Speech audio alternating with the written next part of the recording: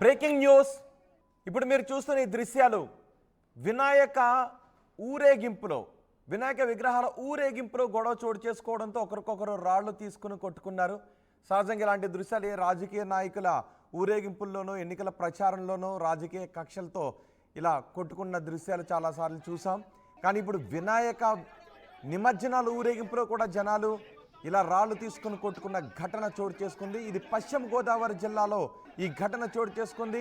పశ్చిమ గోదావరి జిల్లాలో ఈ ఘటనతో ఉద్రిక్త పరిస్థితి ఏర్పడింది. ఉమ్మడి పశ్చిమ గోదావరి జిల్లా నర్సాపురం మండలం ఎల్చెర్లలో వినాయకుడు ఊరేగింపులో రచ్చ చోటు చేసుకుంది. అది కూడా ఎందుకో తెలుసా? సినిమా పాటల విషయంలో. వినాయకుడి ఊరేగింపులో సినిమా పాటల విషయంలో ఒక వివాదం చెలరేగింది.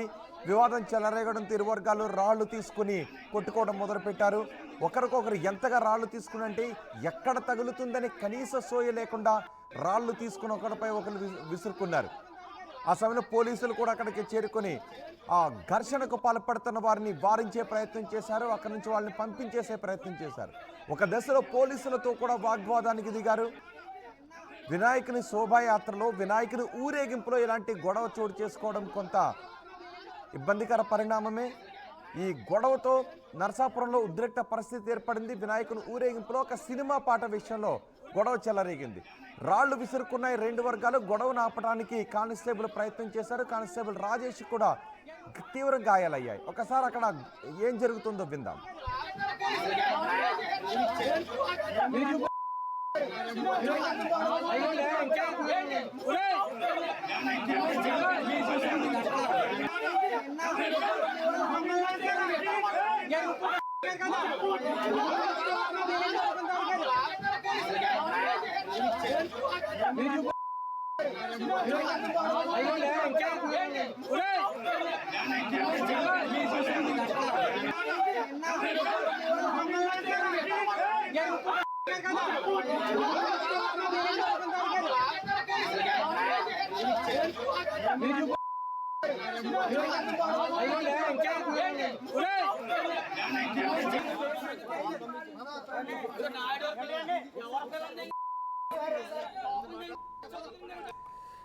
ఇరు వర్గాలు రాళ్లు రువ్వుకోవడంతో రంగంలోకి దిగారు పోలీసులు. గొడవకు పాల్పడుతున్న వారిని అక్కడి నుంచి చెదరగొట్టే ప్రయత్నం చేశారు. కానీ పోలీసులతో కూడా ఒక దశలో వాగ్వాదానికి దిగారు ఆందోళనకారులు. మా ప్రతినిధి మనోజ్ ఉన్నారు పూర్తి సమాచారం అందించడానికి. మనోజ్, ఏంటి శోభాయాత్రలో సినిమా పాటల విషయంలో గొడవ చోటు చేసుకోవడం, అసలు ఏం జరిగింది? Thank you Rohit. గణేష్ నిమజ్జనాలకు సంబంధించి, వినాయక ఉత్సవాలకు సంబంధించి ఎంతో ఆనందంగా ఆహ్లాదంగా జరగాల్సిన ఈ వేడుకను పక్కదారి పట్టిస్తున్నారని చెప్పాలి. నర్సాపురం మండలానికి సంబంధించి ఎల్బిచెర్ల గ్రామంలో గత కొన్ని రోజులుగా వినాయక చవితిని పురస్కరించుకుని అక్కడ వినాయక ఉత్సవాలను కూడా నిర్వహిస్తున్నారు. అయితే రెండు వర్గాల మధ్య చెలరేగిన ఈ వివాదం కాస్త అర్ధరాత్రి దాటిన తర్వాత కూడా రాళ్ల దాడి అనేది జరిగిందని చెప్పాలి. రెండు వర్గాలు కూడా పెద్ద ఎత్తున రాళ్ల దాడి చేసుకున్నారు. మీరు చెప్పినట్టుగా ఎక్కడో రాజకీయ కార్యక్రమంలోనే ఎక్కడో రాళ్లు రువ్వుకున్న విధంగా పశ్చిమ గోదావరి జిల్లాలో ఇలాంటి గ్రామాల్లో ఈ విధంగా జరగడం చాలా దారుణమని చెప్పాలి.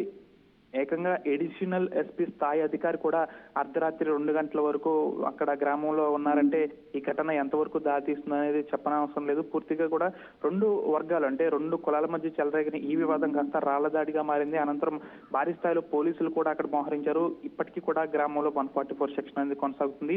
ఒక వర్గానికి సంబంధించిన వినాయక ఉత్సవాల సందర్భంగా గత 3 రోజుల నుంచి ఒక వర్గానికి సంబంధించి కించపరుస్తున్నారంటూ, ఒక పాట వేస్తున్నారంటూ మరొక వర్గం పదే సార్లు చెప్తుంది. అయినప్పటికీ కూడా వారు అదే పాటని అదే విధంగా ప్రతిసారి కూడా ప్లే చేస్తున్నారంటూ కూడా పెద్ద ఎత్తున గత కొన్ని రోజుల నుంచి కూడా ఈ వివాదం అనేది కొద్ది స్థాయిలో జరుగుతుంది. అయితే నిన్న ఏదైతే ఉందో ఒక వర్గానికి సంబంధించి గణేష్ నిమజ్జనానికి సంబంధించి భారీ ఊరేగింపుతో వెళ్తున్న సందర్భంగా వీరు వేయొద్దన్న పాటను మరొకసారి ఆ వర్గం వేసినందుకు ఈ విధంగా ఘర్షణ వాతావరణం నెలకొంది. ముఖ్యంగా మా వర్గానికి సంబంధించి మహిళలను కించపరిచే విధంగా ఆ పాట ఉంది కాబట్టి మేము గతంలోనే హెచ్చరించాము ఆ పాటను వేయవద్దని. కానీ మరొకసారి ఈ వినాయకుని ఉత్సవాలకు సంబంధించి ఊరేగింపుగా వెళ్తున్న క్రమంలో ఈ విధంగా మా మా వర్గానికి సంబంధించిన మహిళను కించపరిచే విధంగా పాటను ఏ విధంగా వేస్తారంటూ మరొక వర్గం ఘర్షణ వాతావరణానికి వెళ్ళింది. అయితే ఇరు వర్గాలు కూడా పెద్ద ఎత్తున ఘర్షణ వాతావరణం ఉండడంతో అది కాస్త ముదిరి రాళ్లదాడిగా మారిందని చెప్పాలి. పెద్ద ఎత్తున వెంటనే ఒక అరగంట వ్యవధిలోనే భారీ స్థాయిలో పోలీసులు అనేది మోహరించారు. భీమవరం నుంచి ఏఎస్పీ స్థాయి అధికారి వచ్చారు. అంతేకాకుండా ఏఆర్ విభాగానికి చెందిన స్పెషల్ టీం కూడా గ్రామానికి చేరుకున్నారు. అర్ధరాత్రి 2 గంటల వరకు కూడా ఇదే విధంగా దాడి అనేది కొనసాగింది. అయితే పూర్తి స్థాయిలో గ్రామంలో 144 సెక్షన్ అనేది అయితే కొనసాగుతుంది. పూర్తిగా వినాయక చవితి ఉత్సవాలకు సంబంధించి కొందరు యువకులు ఈ మధ్య చాలా శృతి మించుతున్నారని చెప్పాలి. అయితే ఇది జరిగిన ఘటన 2 వర్గాలకు సంబంధించిన ఘటన అయినప్పటికీ కూడా గత కొన్ని రోజుల క్రితమే పెనుమంట్ర మండలం మార్టేరులో వినాయక నిమజ్జనానికి వెళ్తున్న సమయంలో కొందరు యువకులు సాయంత్రం వేళ కళాశాల పాఠశాలల బస్సులు వెళ్తున్న సమయంలో కిటికీలోంచి మహిళల చేతులు పట్టుకున్న పరిస్థితి కూడా నెలకొంది. అయితే ఏమీ చేయలేని పరిస్థితుల్లో ఎవరికి వారు వెళ్ళిపోయిన పరిస్థితి కూడా నెలకొంది. ఇలాంటి ఘటనలు ఉమ్మడి పశ్చిమ గోదావరి జిల్లాలో వినాయక చవితి వేడుకలను పురస్కరించుకుని కోకొల్లలో జరిగినాయని చెప్పాలి. కొందరు యువకులు చేష్టలు అయితే శృతి మించుతున్నాయి. దీనిపై పోలీసులు కూడా సీరియస్ అవ్వాల్సిన అవసరం అనేది చాలా ఉంది. ఈ ఏడాది వేడుకలు ఈ రోజుతో ముగిసినప్పటికీ కూడా వచ్చే ఏడాది అయినా ఈ విధంగా గొడవలు జరగకుండా కఠినమైన పర్మిషన్ ఇచ్చేటప్పుడు కఠినమైన హామీలు అనేవి అమలు చేస్తేనే గానీ ఇటువంటి కానీ మనోజ్ ఇప్పుడు ఈ స్థాయిలో గొడవ జరిగింది, రాళ్లు రూకున్నారు 2 వర్గాల మధ్య. ఇది మళ్ళీ కక్షలు కార్పణ్యాలకు దారితీసి ఇంకా ఫర్దర్ గా గొడవలు జరిగే అవకాశం ఏమైనా ఉందా? పోలీసులు ఏమైనా భద్రత ఏర్పాట్లు చేస్తున్నారా అక్కడ?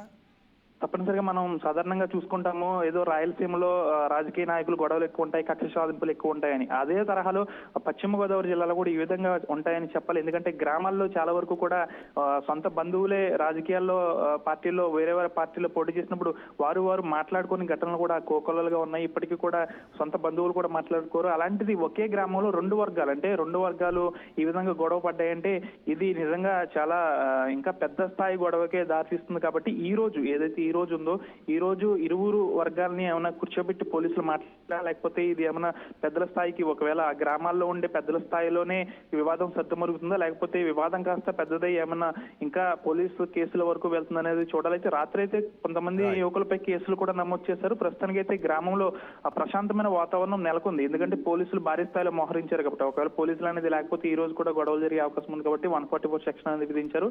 పూర్తిగా కూడా ఈ రోజు వీరి 2 వర్గాలకు సంబంధించి ఏమన్నా సర్ది చెప్పే ప్రయత్నం చేస్తారా, లేకపోతే ముందు ఏమన్నా ఇంకా పోలీసు విషయంలోనే కేసుల్లోనే నడుస్తుంది అనేది చెప్పలైతే. గ్రామంలో అయితే రాజకీయ కక్షలకు సంబంధించి ఇటువంటి చాలా జరుగుతుంటాయి కాబట్టి ఈ ఘటనపై పోలీసులు ఎటువంటి యాక్షన్ తీసుకుంటారో చూడాలి. రోహిత్. రైట్ మనోజ్, పశ్చిమ గోదావరి జిల్లాలో ఉద్రిక్తత చోటు చేసుకుంది వినాయకుని ఊరేగింపులో. నర్సాపురం మండలం ఎల్బీ చర్లలో వినాయకుని ఊరేగింపులో ఒక సినిమా పాట విషయంలో గొడవ చెలరేగింది. అది కాస్త వివాదానికి దారితీసింది. రాళ్లు రువ్వుకునే వరకు వెళ్ళింది. పెద్ద ఎత్తున పోలీసులు రంగప్రవేశం చేసి ఇరు వర్గాల వారిని చెదరగొట్టారు. ప్రస్తుతం పోలీసులు అక్కడ పహారా కాస్తున్నారు. ఫర్దర్గా ఇంకా ఎటువంటి గొడవలు జరగకుండా ఉండేందుకు గొడవను ఆపడానికి వెళ్ళిన కానిస్టేబుల్ రాజేష్ కూడా తీవ్ర గాయాలయ్యాయి. పోలీసులు భారీగా రంగంలోకి దిగి ఇరు వర్గాలను చెదరగొట్టి పరిస్థితిని అదుపులోకి తీసుకొచ్చారు.